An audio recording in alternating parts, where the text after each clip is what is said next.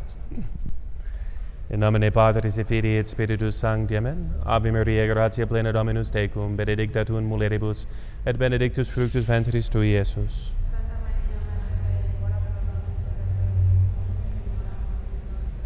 Sede sapientiae, ora pro nobis. Mater boni concilii, ora pro nobis. Sancti Tome Aquinatis, ora pro nobis. In nomine Patris et Filii et Spiritus Sancti. Amén. Muy bien, pues estábamos hablando un poquito en este mes de junio sobre el Sagrado Corazón de Jesús, ¿okay? Y el fundamento de devoción a su Sacratísimo Corazón. ¿Qué es? Primeramente, ¿qué? ¿Qué es lo que tratamos en la última plática? Porque podemos adorar un aspecto, un órgano de su cuerpo humano. ¿A poco no es una criatura y una especie de, por ende, de idolatría?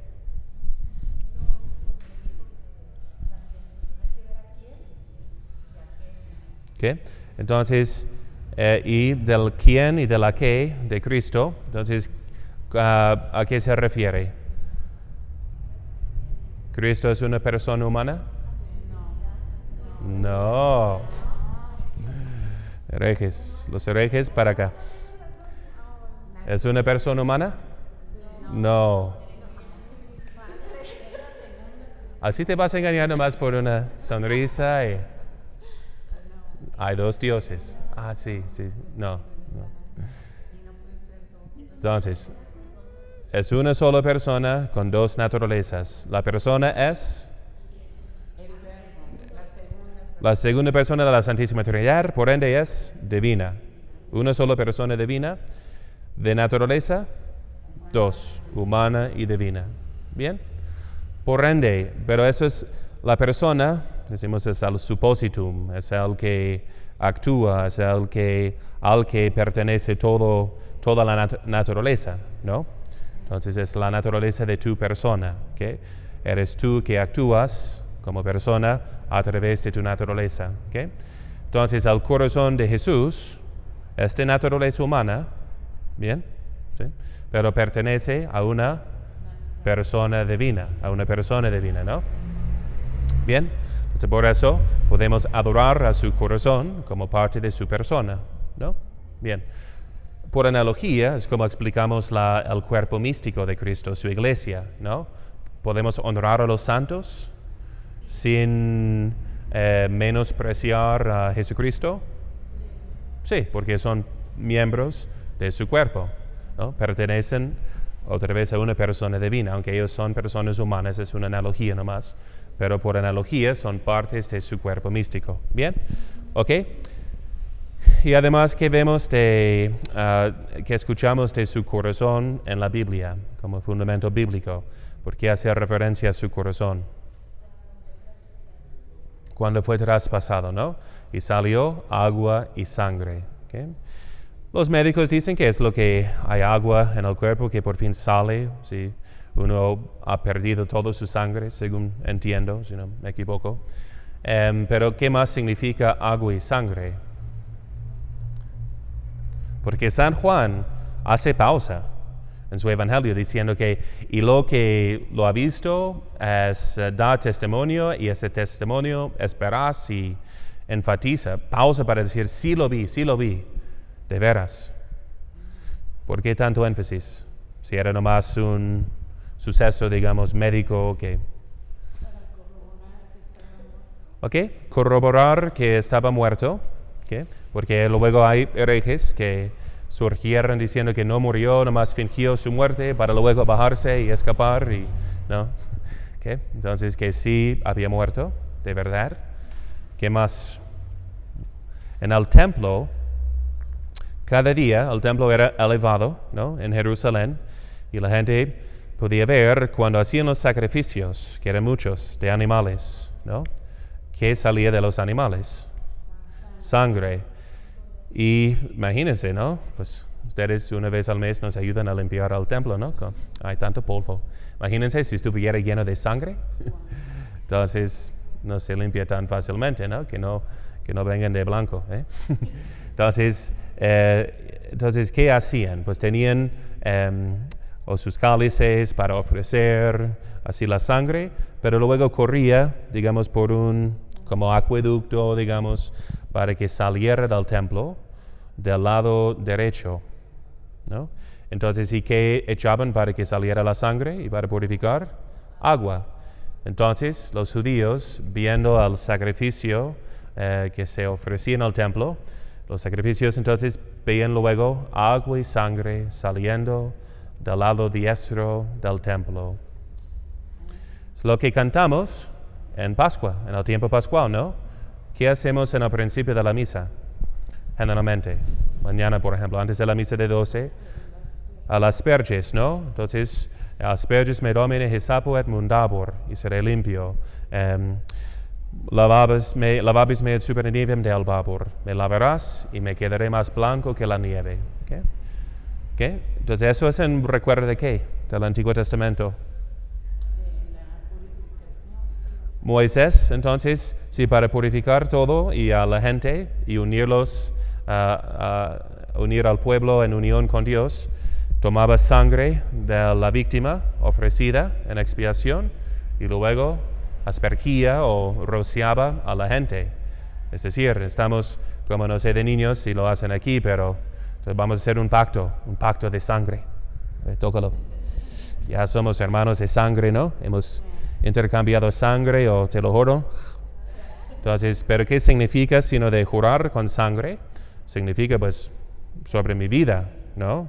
Si rompo esta promesa, que me mates, ¿no? Entonces, mi sangre es el sello, digamos, de esta promesa y juramento. Entonces, la víctima representaba al pueblo, ¿verdad? Se transferían sus pecados sobre la víctima que fue ofrecida, ¿ok? En expiación, en sustituto, ¿ok? Bien, entonces, ¿ok? Entonces eso hacía Moisés, eso hacemos nosotros, pero ¿qué cantamos en el tiempo pascual? ¿No es asperges me? Es un poco más largo. Vidi aquam egredientem de templo a latere dextro. ¿Me captaron? Más o menos. Vidi aquam egredientem de templo a latere dextro, aleluya. Vi agua saliendo del templo del lado diestro, aleluya. Et omnes ad quos pervenit aqua ista, salvi facti sunt, et dicent, aleluya, aleluya. Y a todos los que llegó esa agua, fueron salvados y gritaron, aleluya, aleluya, ¿no?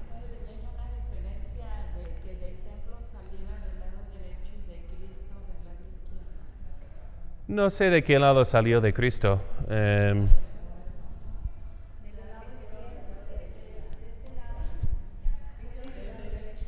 Es bueno debate. Sí, pero si traspasó, pues me imagino con una lanza se puede perforarlo de en medio. ¿No? Entonces, o igual, si lo estuviéramos viendo, si fuera su izquierdo, lado izquierdo, y nosotros viéndolo, será del derecho. No sé. Hay que examinar los detalles, pero... ok, entonces eso significa, ¿no? Entonces de su corazón sale ¿qué?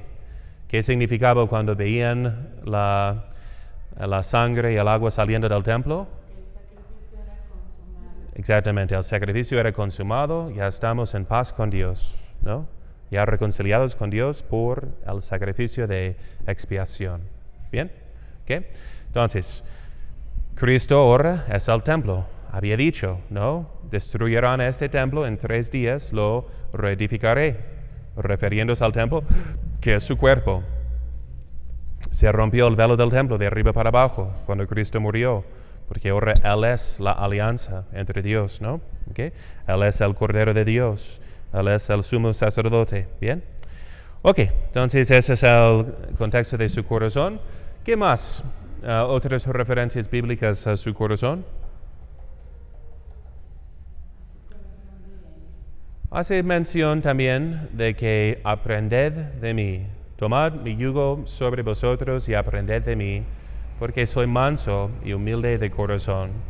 Muchos comentarios morales, digamos, de que nos deja una sola lección de seguir, que no es de aprender cómo hacer milagros, de cómo predicar, de cómo sanar a la gente, sino de cómo ser manso y humilde. Y si hacemos eso, si somos mansos y humildes, es como contiene todo lo demás, ¿no? Implica la caridad perfecta, por la mansedumbre, implica la humildad, que si estamos humildes, Dios da gracia a los humildes, pero resiste a los soberbios. Si seguimos siempre humildes, no nos vamos a desviar. Aunque cometamos una falta, un error, nos arrepentimos de inmediato y seguimos, ¿no? ¿Verdad? Entonces eso es de ser pequeño, ¿verdad? Los muy pequeños no se pueden lastimar, ¿verdad? Porque se mantienen siempre cerca a la tierra, ¿no? Que es lo que quiere decir humilde, humus, entonces cerca a la tierra, ¿no? ¿Okay? Mientras así más grande, si me caigo, duele más, ¿no? Me puedo lastimar. Tengo que ser más pequeño. Ok, entonces pero es interesante, dice manso y humilde de voluntad, no dice de corazón, como un nexo de la persona, porque acuérdense que nuestra perfección, el corazón es humano y tiene referencia al cuerpo y a sus emociones, ¿no? Que es un aspecto inferior en comparación con los ángeles, pero un aspecto esencial del hombre. Y nuestra perfección consiste no simplemente en hacer buenas obras, sino de hacer transformar por hábitos nuestras emociones, ¿no? Entonces, ¿verdad? Las emociones no son malas, ¿eh? Ustedes, latinas, escúchenme, al gringo. Entonces, es que el hombre bueno es apasionadamente bueno, ¿no? Entonces, no somos todavía castos hasta que nos duela ver la impureza. Si estás sí, soy casto, pero si no fuera pecado, pues no. Entonces, el que es casto ve con horror a la impureza, porque ve a la persona degradada, ve lo más noble, ¿no? Hecho animal, ¿okay? Igual de justo. Si no nos airamos o enojamos ante las injusticias, todavía no somos justos en el sentido perfecto de la virtud, porque la justicia ama el bien común, no está contento en que, sí, pues suceden muchas injusticias, pero yo estoy bien, ¿no? Entonces al ver las injusticias, a los demás se sienten como si fueran a sí mismo, porque el hombre justo se identifica con el bien común, ¿verdad? ¿Okay? Etcétera, etcétera. ¿Okay? Entonces, pero hasta que se transformen hasta las emociones mismas, a estar ordenadas al bien, hacen el sentir, ¿verdad? Todavía nos falta más trabajo, ¿sí me explico, no? Bien. Entonces, por eso cuando el Señor dice de manso y humilde de corazón, no simplemente que sí, no transgresé al precepto de ser humilde, no cometí un acto de soberbia, no, es que estás inclinado siempre a la humildad. ¿Puedes confiar en tus emociones? ¿No? El virtuoso, sí, porque hasta la inclinación emocional que tiene es hacia el bien.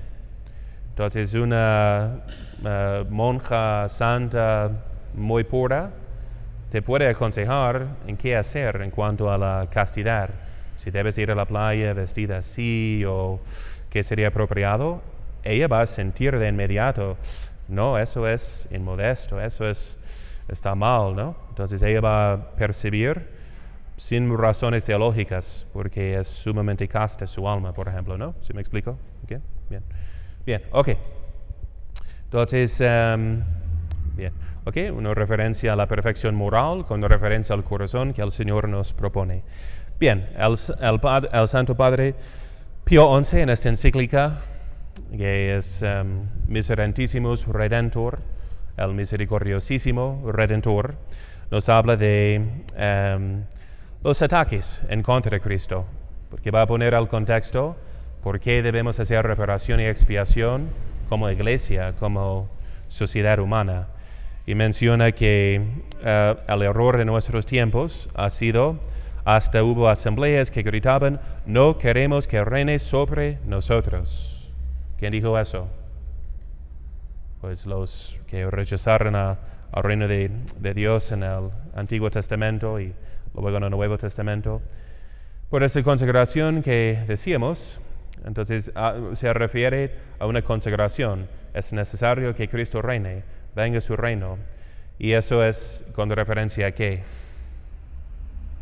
La consagración del género humano a Cristo Rey. ¿Okay?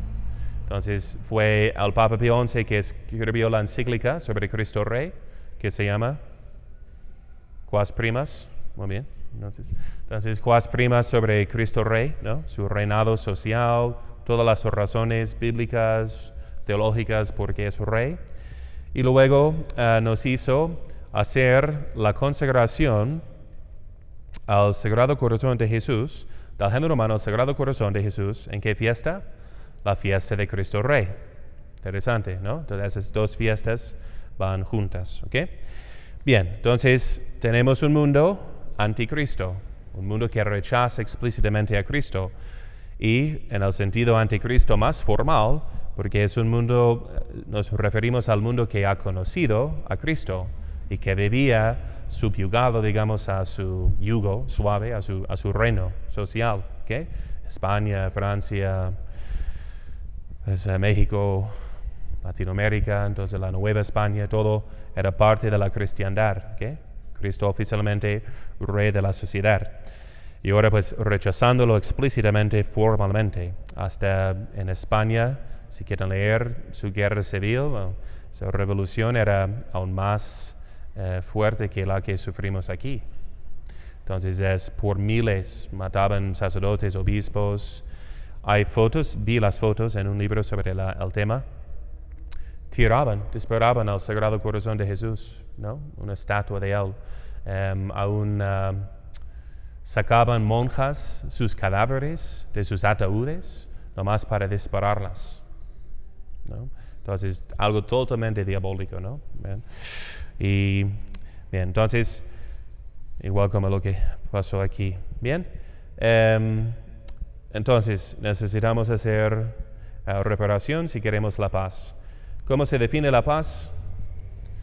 Acuérdense siempre de la definición para que no caigan en errores.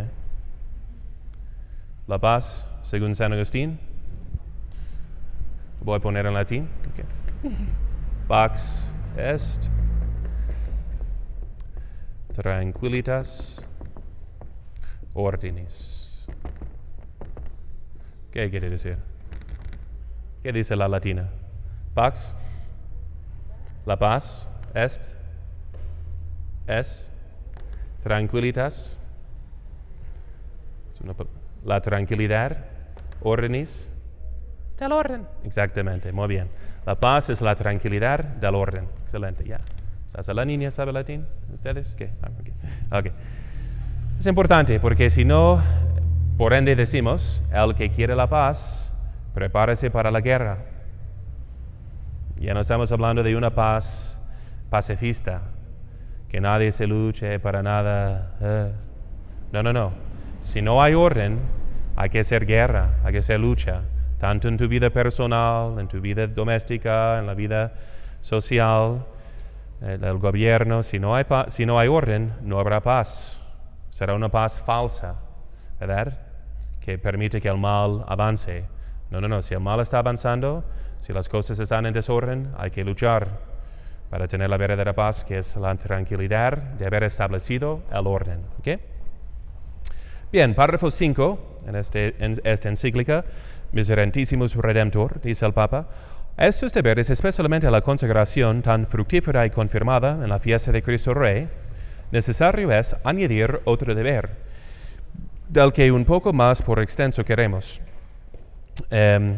Nos referimos al deber de tributar al Sacratísimo Corazón de Jesús aquella satisfacción honesta que llaman reparación. ¿Okay? Reparación.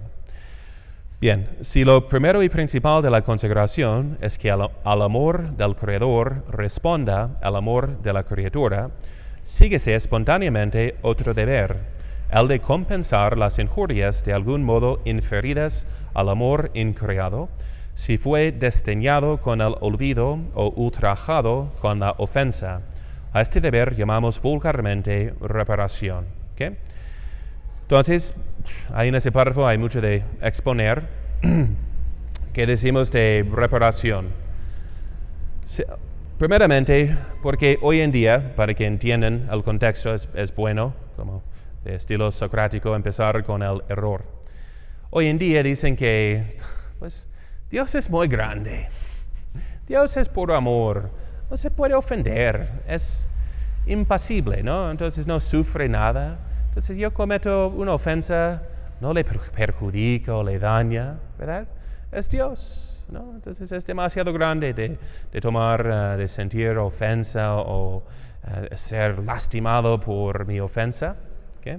Entonces hacen una falsa dicotomía. ¿Okay? Entonces, ¿cómo vamos a responder a este error? De modo que en la práctica hay que hacer penitencia. No, pues según los modernistas no, porque Dios es como si un mosquito entonces me pica, pues, no me hace daño, si no me da dengue o algo así. Pero, entonces no se puede ofender a Dios, no hay nada de reparar, van a decir. Entonces, de modo que te van a dar una penitencia en la confesión. Al modernista, no. ¿Para qué? Está bien, está perdonado. No le costó nada a Dios omnipotente e infinito. Si quieres hacer una penitencia, adelante, pero ya están perdonados tus pecados y ya. ¿No? ¿Han tenido esa experiencia? ¿Okay? Entonces, porque no entienden qué es la reparación. Nótense, primeramente hay el principio de la... A ver, lo voy a explicar, no sé. La analogía de ser. ¿Okay? Si puedes decir a tus amigas que van al catecismo de niños que tú aprendiste de la analogía de ser al día de hoy. ¿Okay? ¿A qué se refiere? Simplemente el hecho de que la criatura, ¿cómo es que existimos? Dice San Pablo, citando al poeta griego, filósofo, como un principio filosófico verdadero. Y dice, en él vivimos, nos movemos y tenemos nuestro ser.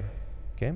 Para que no tengamos un concepto deísta de que Dios hizo la máquina que es el universo y la observa de lejos, no interviene, pero no. Entonces, la creación existe por depender de Dios en cada momento.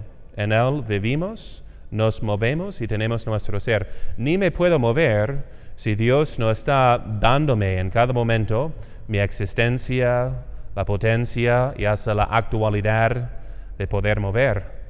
Estamos como flotando sobre su divina existencia. ¿Okay? Si Dios dejara de pensar en ti, dejarías de existir de inmediato, ¿no? Entonces todo está flotando, digamos, sobre su acto de su voluntad.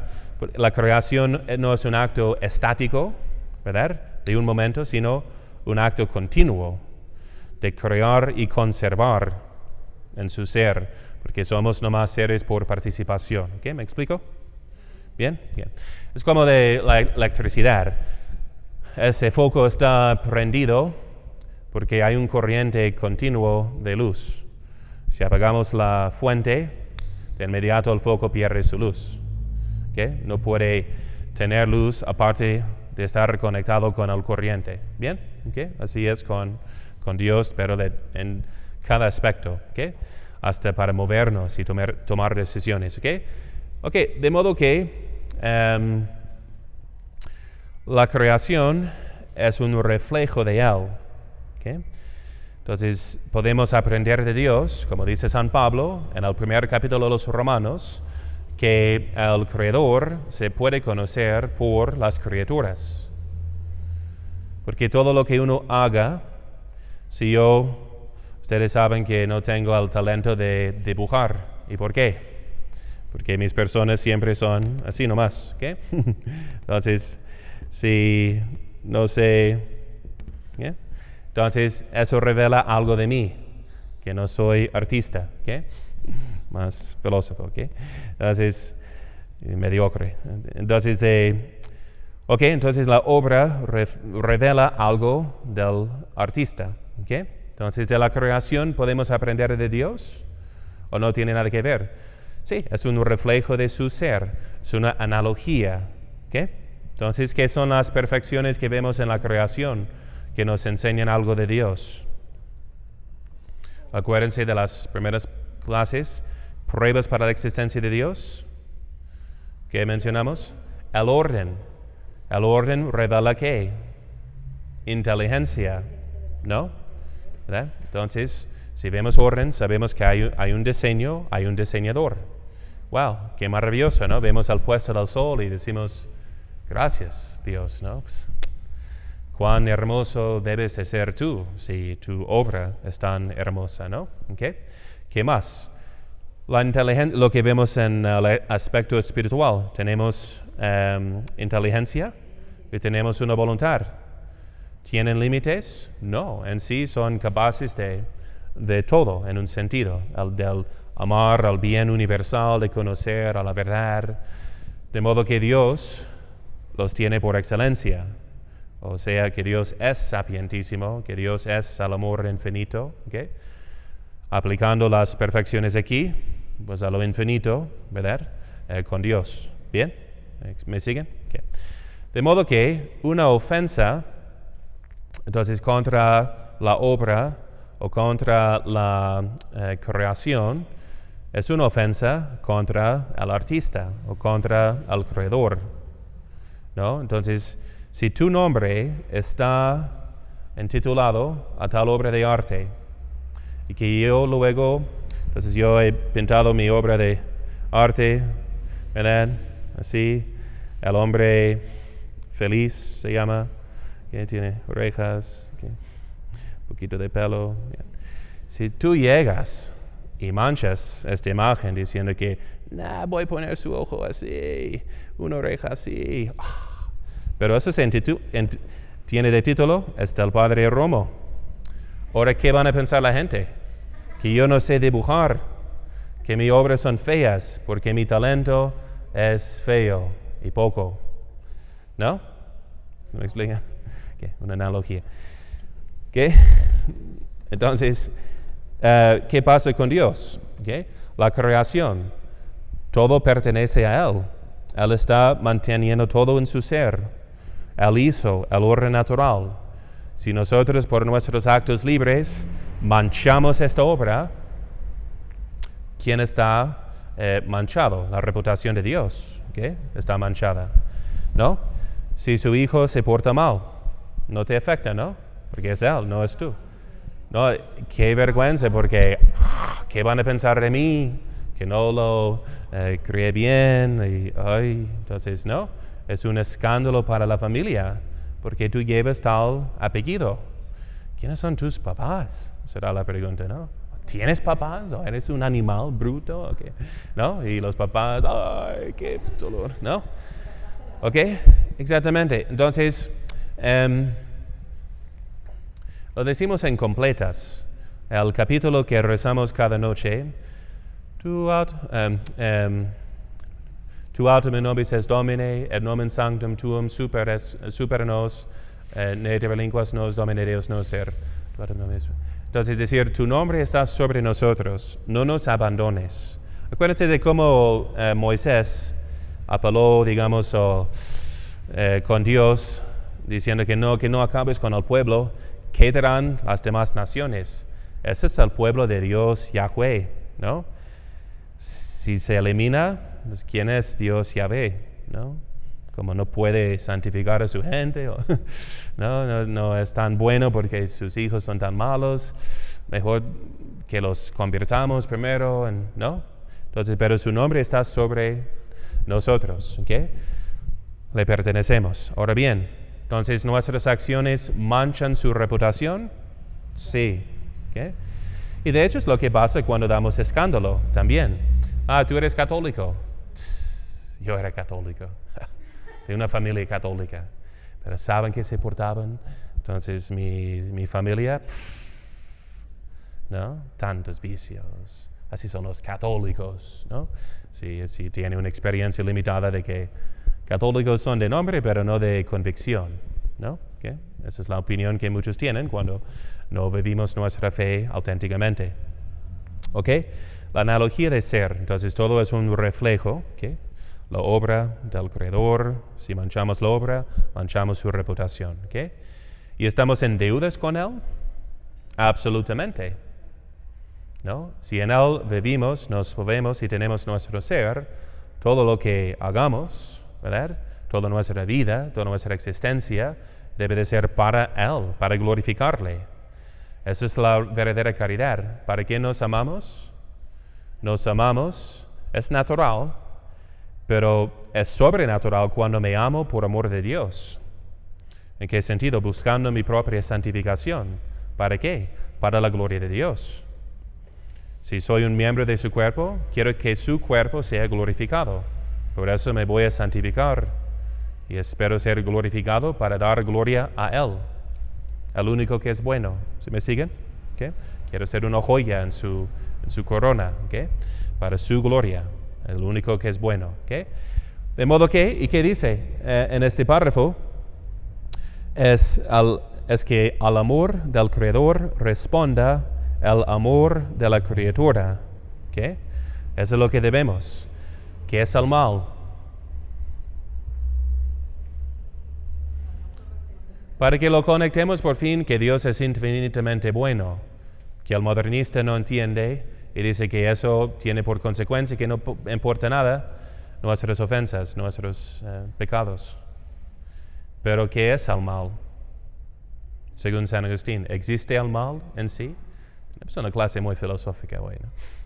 Van a salir bien metafísicos. Okay. Entonces, ¿qué es el mal? ¿Existe en sí? Entonces, ¿qué es la causa del mal? ¿El mal en sí? Entonces, el demonio es el principio de todo mal, de modo que es como yin contra yang, el bien contra el mal, Dios contra el diablo, dos fuerzas infinitas y opuestas. ¿Qué es el mal en sí? Si existe, Dios es su causa. Ninguna criatura existe sin Dios. Dios es la causa del mal.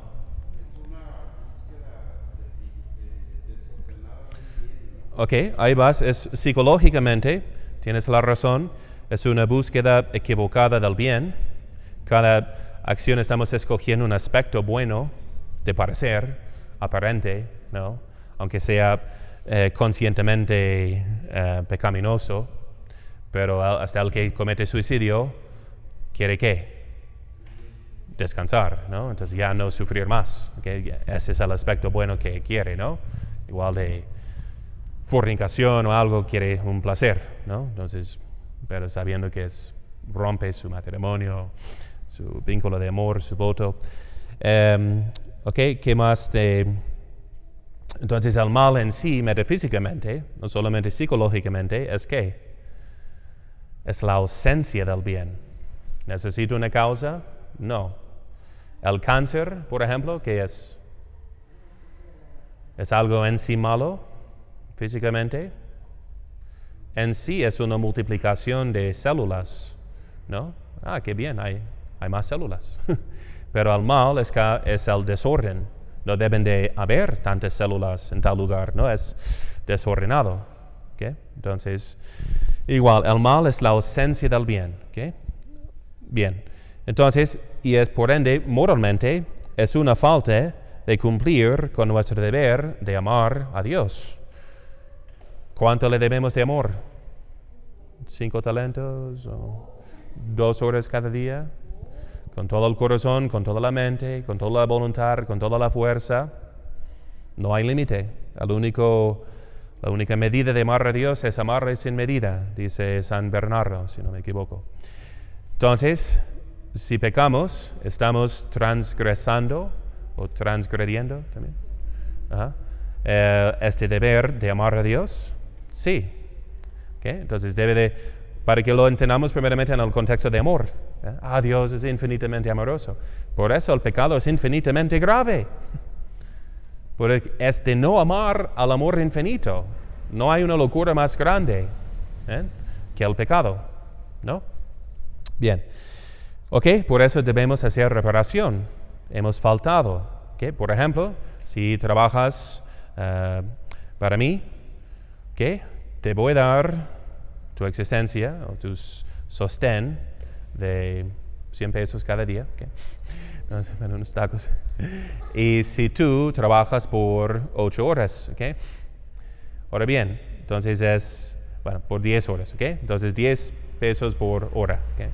Entonces, si no trabajas 2 horas, ¿te debo 20 pesos? No, si tú decides, no voy a trabajar 10 horas, voy a trabajar nomás 8, ¿tengo que darte 100 pesos? No, te corresponde nomás 80. Si quieres los 100, hay que reponer las 2 horas. Ahora bien, si no vives para Dios, estás usurpando, robando de Él.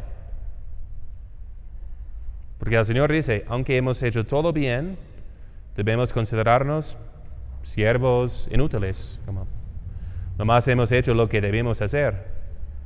¡Wow! ¿Qué? Yo existo de Dios, para Dios. Si no empleo todo lo que soy para Dios, estoy robando, porque no hay un mío. ¿No? Todo mi tiempo, toda mi vida es nomás prestada. No hay un mío que yo voy a dar a Dios como extra, ¿no? Para impresionarle, que te di algo de mi parte, ¿no? Entonces, si un niño te regala un regalo, ¿de dónde lo consiguió? ¿Me puedes prestar 50 pesos? ¿Para qué? No puedo decir. Es mi cumpleaños, ¿sabes para qué?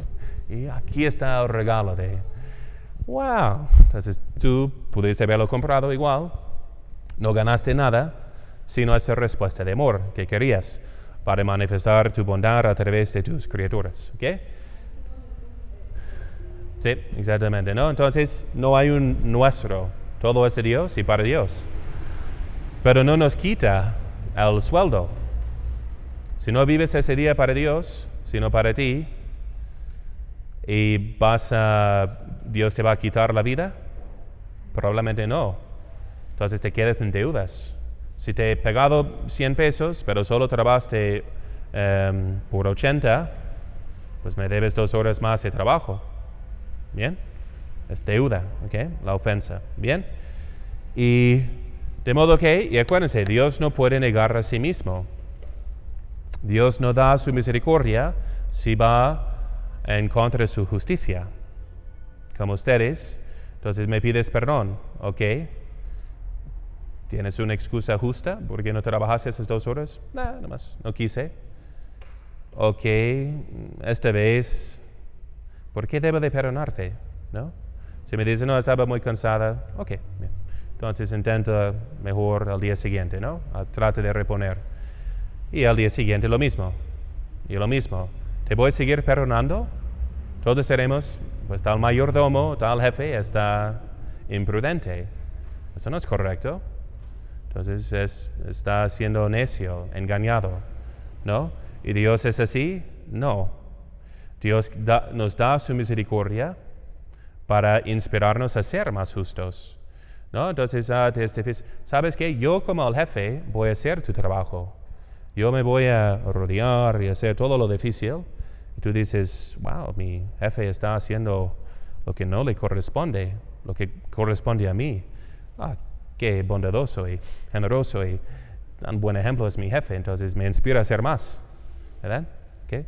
Si el rey lo hiciera por el campesino, ¿no? Ahí está así cultivando su tierra y, no, pero usted es el rey. No, yo lo hago. ¿No? Pero inspira al campesino por su ejemplo de humillarse. ¿Okay? Dios se humilla hacia la locura de la encarnación, de su muerte. Todo para inspirarnos y motivarnos a hacer lo mismo. Mira, sacrifícate por amor de mí. ¿Sabes qué? Yo como tu creador me voy a sacrificar por amor de ti. Responde, por favor, ¿no? ¿Y qué más puede ser el creador que la locura de morir por su criatura? ¿No? Es una distancia infinita, pero se pone loco de amor para con nosotros, para enseñarnos cómo amar a Él. ¿No? ¿Qué? Bien. Ok. Aterrizando. Entonces,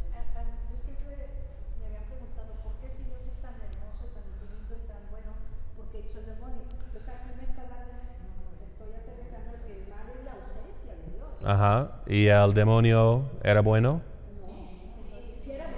Era bueno. ¿Y cómo lo hizo Dios? Dios hizo todo bueno.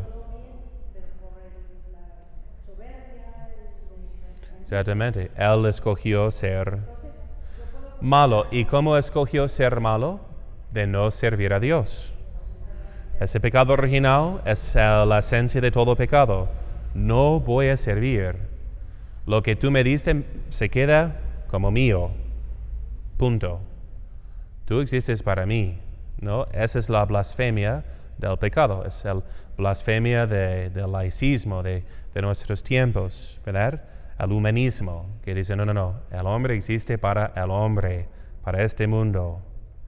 Dios nos sirve. Qué bien que nos sirve. Debe de servirnos, porque cuán buenos somos. ¿Qué es mejor que la humanidad? ¿No? Maldita blasfemia. ¿Qué? Entonces, Satanás, por eso es el loco, el más loco, ¿no? Habiendo sido tan dotado por Dios, portador de luz, pero es nomás portador, no es la luz, ¿no? Por eso dice C.S. Lewis, el filósofo C.S. Lewis, de las Crónicas de Narnia, que es un ángel brillante, pero que no tiene rodillas, ¿no? Que no puede dar gracias, hincarse ante la fuente de su bondad, de su luz, ¿ok? Bien. Okay. Entonces el mal existe nomás como ausencia del bien, como un cáncer del bien. Psicológicamente nos explicó el ilustrísimo alumno que es un desorden en el bien, ¿no? Quiero este bien, pero que no es el bien verdadero, ¿verdad? Ni razonable, ¿ok? Bien. Bien, ¿ok? Muy bien. ¿Más preguntas? ¿Ok?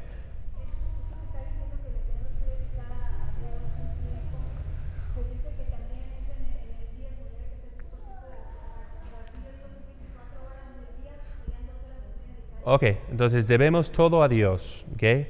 Podemos dormir, descansar, hacer una diversión, porque no estamos robando.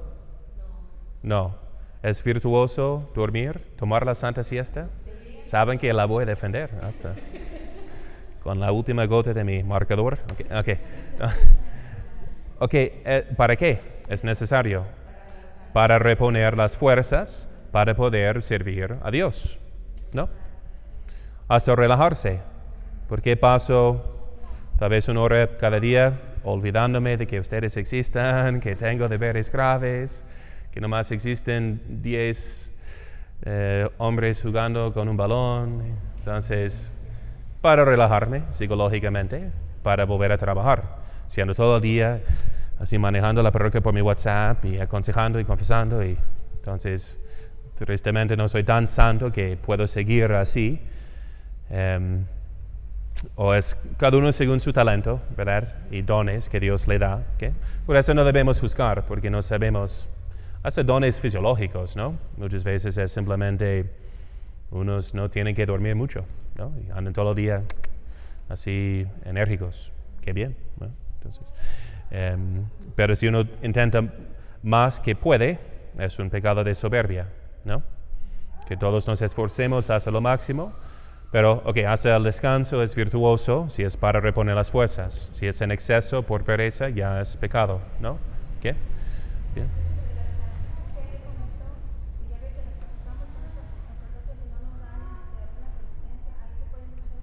Ahí vamos entonces, ¿qué hacer si el sacerdote no da una penitencia? ¿Cómo calcular lo que corresponde a la justicia?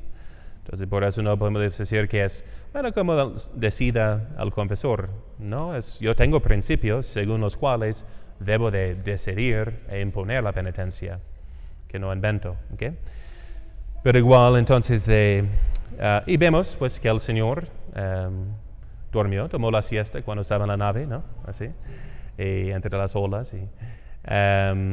Y dicen que un papa decía, Señor, pues cuida tu iglesia, porque el papa voy a dormir. Ya va a dormir. Igual lo vemos en fiestas también, ¿no? Tomando con la gente. ¿Para qué? Para establecer confianza. Hasta el cura de Ars, tan ascético, pasó el primer año visitando las casas, ¿no? Comiendo con la gente, a ver cómo viven, ¿no? Sin ese conocimiento, ¿de qué voy a predicar? ¿No? ¿Ok? Bien. Ok, pero todo con esta pureza de intención para Dios. ¿Ok? Bien. No simplemente porque cocinas muy bien, pues te caigo otra vez. Quiero visitar a tu casa. ¿Qué estás preparando esta noche? A ver. Ok. Entonces, ¿qué sigue diciendo el Papa? Si unas mismas razones nos obligan a lo uno y a lo otro, con más apremiante título de justicia y amor, estamos obligados al deber de reparar y expiar. De justicia, en cuanto a la expiación de la ofensa hecha a Dios por nuestras culpas, y en cuanto a la reintegración del orden violado. De amor, en cuanto a padecer con Cristo paciente y saturado de oprobio, y según nuestra pobreza, ofrecerle algún consuelo. ¿Okay? Entonces, ahí ven que es un deber de justicia, de hacer la expiación, ¿okay? Para reparar el orden violado, para sufrir la pena que nos corresponde y para consolar al ofendido. ¿No? Por ejemplo, si te robo tu carro, ¿qué debo? ¿Qué te debo? ¿Nomás el carro?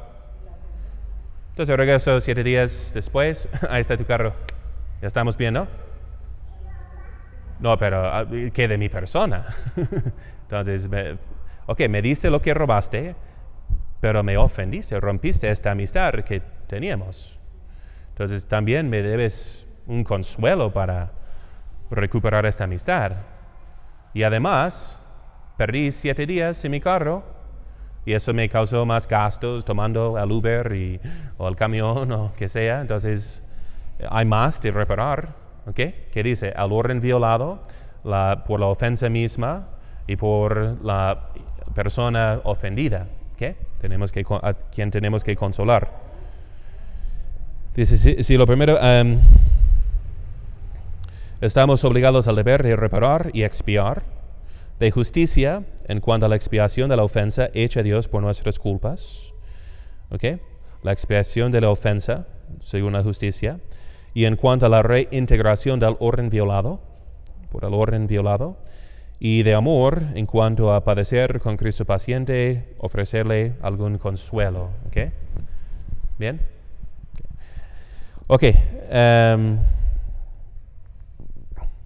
Pecadores como somos todos, abrumados de muchas culpas, no hemos de limitarnos a honrar a nuestro Dios con solo aquel culto con que adoramos y damos los obsequios debidos a su majestad suprema, o reconocemos suplicantes su absoluto dominio, o alabamos con acciones de gracias su largueza infinito, sino que además de esto, es necesario satisfacer a Dios, juez justísimo, por nuestros innumerables pecados, ofensas y negligencias. A la consagración, pues, con que nos ofrecemos a Dios, con aquella santidad y firmeza que, como dice el angélico, son propias de la consagración, ha de añadirse la expiación con que totalmente se extingan los pecados, no sea que la santidad de la divina justicia rechace nuestra indignidad imprudente y repulse nuestra ofrenda, siéndole ingrata en vez de aceptarla como agradable. ¿Okay? ¿De qué está hablando? ¿Qué es la primera satisfacción que ofrecemos a Dios? Y la mejor y infinita de valor, la Santa Misa. ¿Qué decimos en la Santa Misa? ¿No? Es lo que citó en el ofertorio. ¿Me puede traer un misalito? Gracias. Entonces, en el ofertorio, ¿qué estamos haciendo en el ofertorio? Formando la intención de lo que estamos para ofrecer a Dios. Por eso hay referencia en el ofertorio a la hostia, a la víctima. ¿Quiere decir? Sí, gracias. ¿No? Entonces, ¿y por qué? Porque no estamos ofreciendo pan, vamos a ofrecer su cuerpo y su sangre. Eso es lo que Dios quiere, ¿no? Entonces, el ofertorio es para formar la intención de lo que vamos a ofrecer, ¿ok? El pan no le impresiona mucho, ¿ok? Entonces, ¿y qué dice? Me acuerdo un joven dice, ¿y los padres también tienen que hacer reparación por sus pecados o tienen ofensas o pecados? La iglesia pone en nuestra boca la primera oración que hacemos en el ofertorio, Recibe, oh Padre Santo, Dios omnipotente y eterno, esta hostia o víctima inmaculada, que yo, indigno siervo tuyo, te ofrezco a ti, mi Dios, vivo y verdadero, por los innumerables pecados de mi pueblo. No, dice, por mis innumerables pecados, ofensas y negligencias, y por todos los presentes y también por todos los fieles cristianos vivos y difuntos, a fin de que a mí y a ellos nos aproveche para la salvación y la vida eterna. ¿No? Entonces, para que no nos consideremos ya exentos, ¿no?, de este deber, por mis innumerables pecados. Que no hay nada de presumir. ¿Okay? Bien, entonces, eso, ok. Pero, si ofrecemos la misa sin ofrecer nuestras vidas en expiación, en imitación de la misa, ¿qué valor tiene la ofrenda para nosotros? ¿No? Eso es lo que está diciendo el Papa. Además de la ofrenda infinita que es la Santa Misa, tenemos que ofrecer a nosotros mismos. Tenemos que vivir conformes a este sacrificio. ¿Okay? Entonces, si no, es cierta mentira, ¿no? Que puede ser rechazado no en sí la ofrenda, sino con la aplicación a nosotros, porque lo hago ingrato, ¿no? Si lo hago ingrato, por ejemplo. ¿Okay? ¿Bien? ¿Me siguen? ¿Preguntas? Hay un libro que se llama el libro de reparación para el Santísimo Sacramento. No conozco tal libro específicamente, pero vamos a ver lo que establece el Papa. Y pues la oración que viene al final es la que hicimos en la fiesta del Sagrado Corazón, que es ese acto de reparación para todo el género humano. Bueno, leemos un párrafo más. Este deber de expiación a todo el género humano incumbe, pues, como sabemos, por la fe cristiana, después de la caída miserable de Adán, el género humano, inficionado de la culpa hereditaria, sujeto a las concupiscencias y míseramente depravado, había merecido ser arrojado a la ruina sempiterna. Soberbios filósofos de nuestros tiempos, siguiendo el antiguo error de Pelagio, esto niegan, blasonando de cierta virtud innata en la naturaleza humana, que por sus propias fuerzas continuamente progresa a perfecciones cada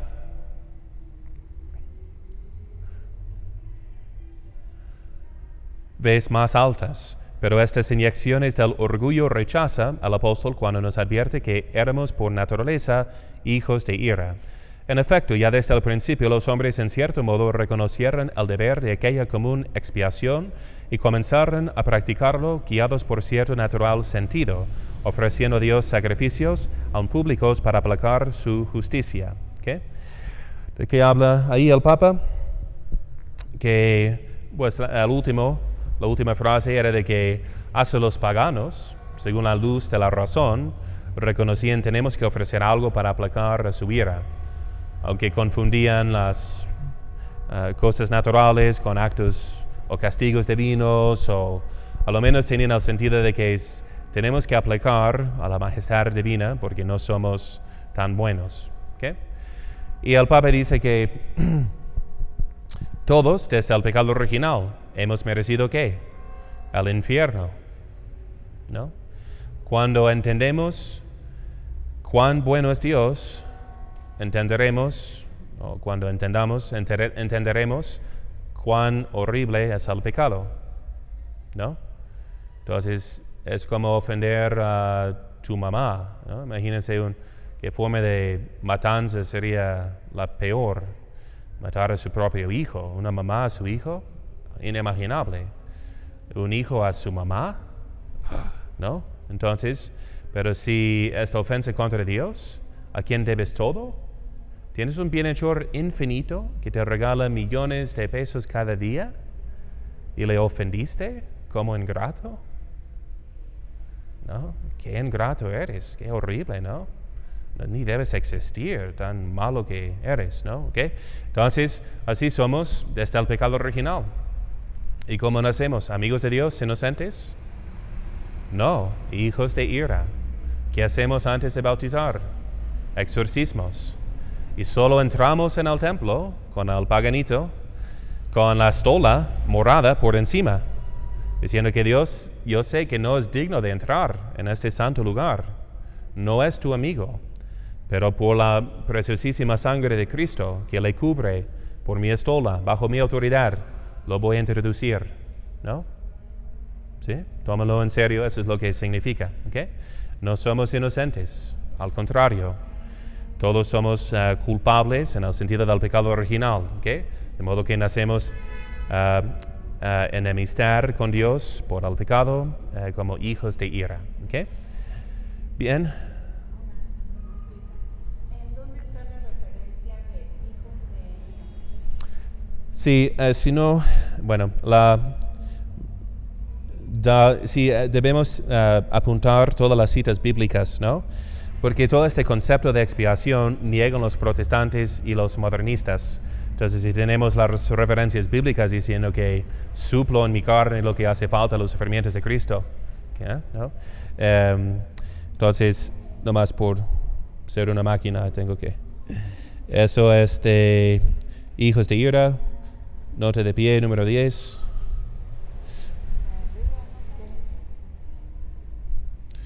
10, Efesios 2, 3.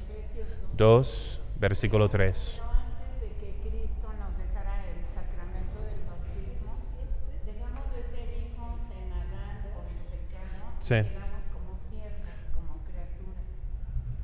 Peor, como enemigos, ¿no? Pero entonces Por el pecado. no todos somos hijos de Dios, sino No, si preguntas si somos todos hijos de Dios, no. Claro que no. Entonces, ¿el perro es hijo de Dios? Entonces, ¿tú eres hijo de Dios? Por el bautismo. Un hijo es el que participa en la misma naturaleza tuya. ¿Tú participas en la naturaleza divina por nomás simplemente nacer? No, por el bautismo, por la elevación a la gracia santificante, que en el Antiguo Testamento se confería de un modo menos estable a través de los sacramentales, digamos, de la Cordero Pascual, de la circuncisión, entonces por lo que provocaba el estudio de la palabra de Dios, ¿okay? Entonces sí se santificaban si eran hijos de Dios en el Antiguo Testamento, pero de un modo más inestable, hijos en el Hijo venidero, ¿no? Por la fe y esperanza en su venida, ¿no? Profetizada, ¿no? Así. Los ángeles son hijos de Dios en el sentido de que participan en la naturaleza divina por la gracia, que reciben gratuitamente. Son más que criaturas, más que la naturaleza angélica, tienen naturaleza divina por la gracia que Dios infunde en su alma, en su espíritu, digamos, ¿no? porque en la carta de los Hebreos dice, ¿a qué ángel se le dio? Sí, hijo de Dios, no en el sentido de ser el hijo propio de Dios. En los Hebreos, San Pablo habla de, pero más alto que los ángeles, es el hijo propio de Dios, ¿no? El hijo no por participación, sino por siendo en la forma de Dios, ¿no? Siendo igual a Dios por naturaleza.